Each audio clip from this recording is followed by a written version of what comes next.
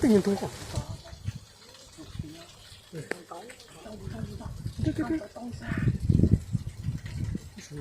cá to thế. Ôi nhiều con sông lú quá. Đây cá to thế. Ở đây là rất lo, cá sấu cá nó một không chịu không đúng rồi. Hàng á.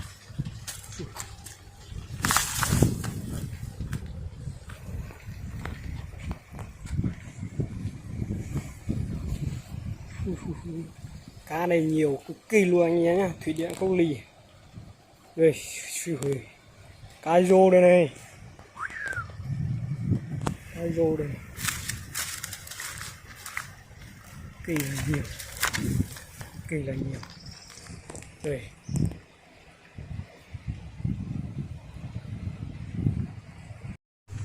Sao được con cá to đấy, chuẩn bị nội à.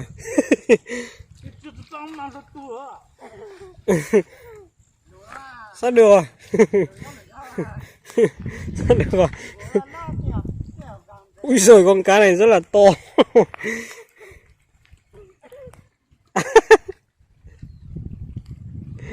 Oh, to thế nhỉ? Tầm khoảng 100 cân.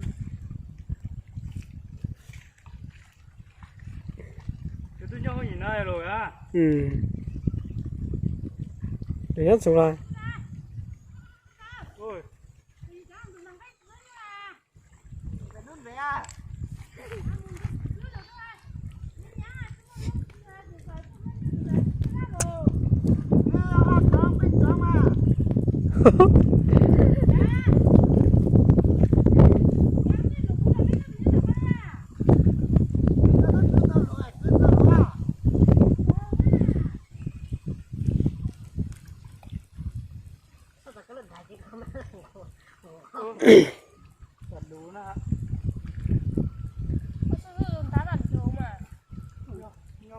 Ôi, lúc còn tải to lắm. Con cho nó lúc còn tải là còn nó lúc còn blue là. Ai em muốn blue bắn lên ta. Ui.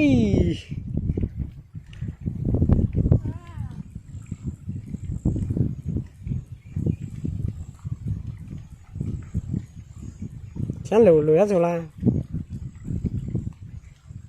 Sao phải đến là con cá 100 cân đấy. Lúc phó tí tải mà kìa.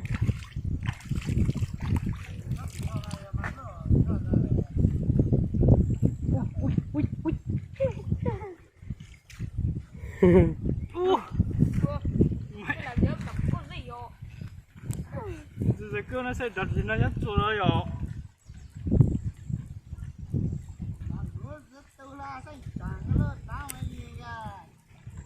Đây mình có 80 nghe. Lúc nhóc à.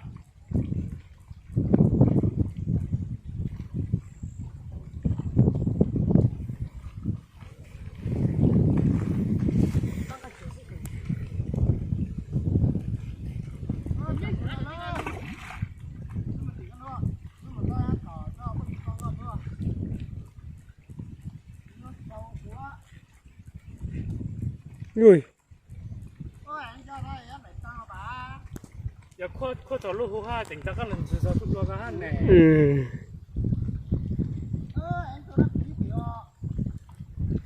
Buồn rồi à.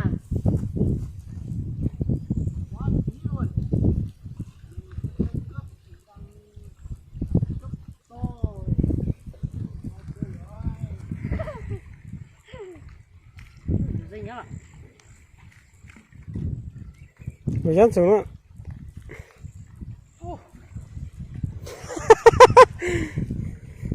Ô, tới một tờ cơ này.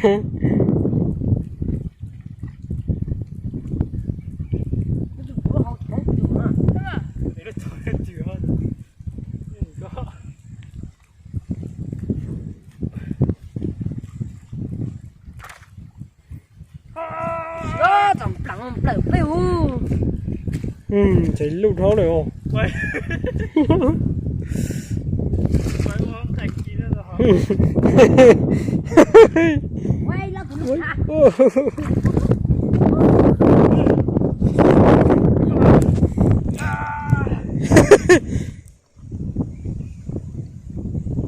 Itu á.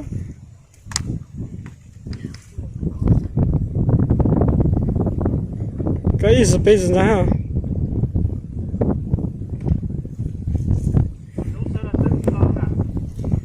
Rồi mà tụi nó chỉ lưu ý thế mà,是大爷啊。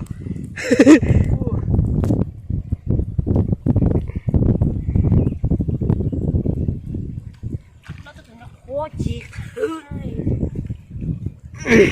Mua tàu lúc thấu chỉ nó được à? Sáng đó là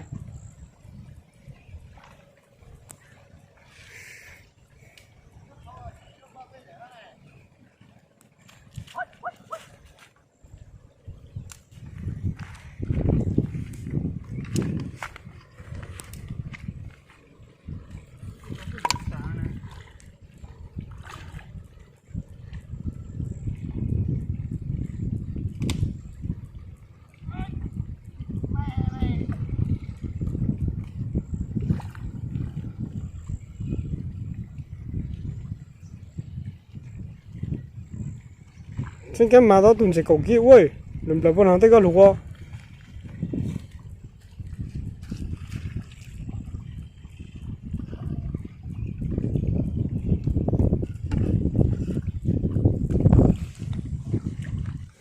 Mua cái chút đó còn lại cái phôi ấy. gì hơn có này Thuốc sữa rồi nè. nó thì có mà Có sữa nó lại một chỗ lúc thấu đồ một họ. Có sữa thì sữa nó cũng một lưới.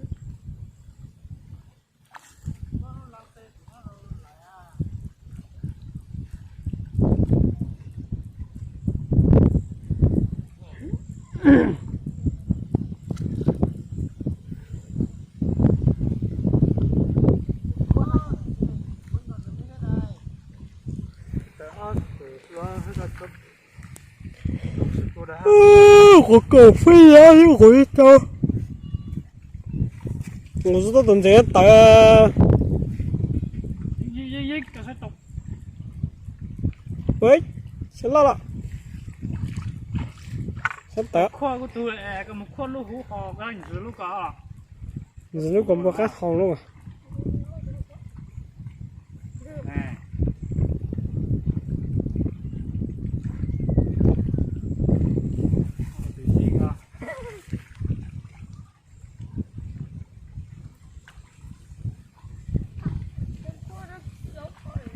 Nó có lạnh co nó tục thì giờ nó muốn co hơn này.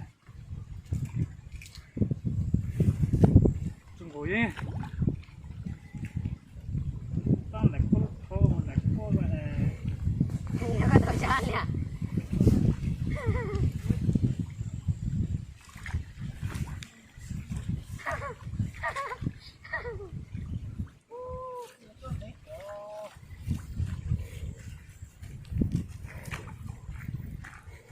cái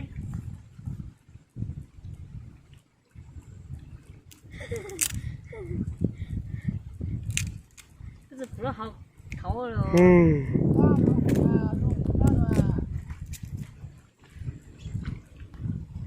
Thấy thấy tu rồi hổ lê giống như cái tại tu tàu gà.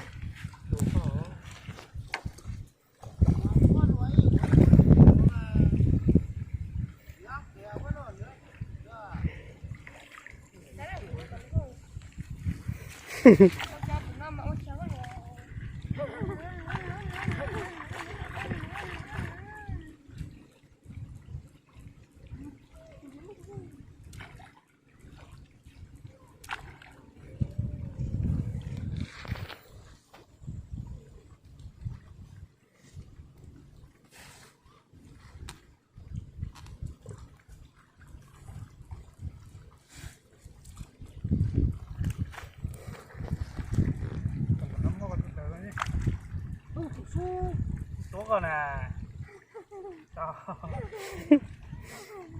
Nó nhìn na mà. Ôi nó cứ mất kiểu ra dây ấy tụt tốt rồi nè.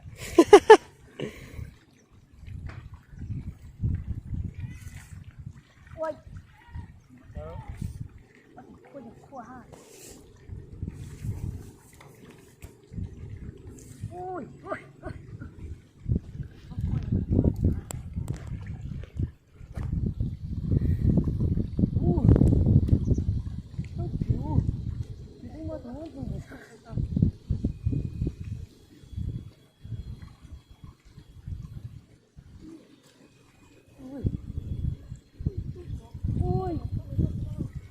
Wow.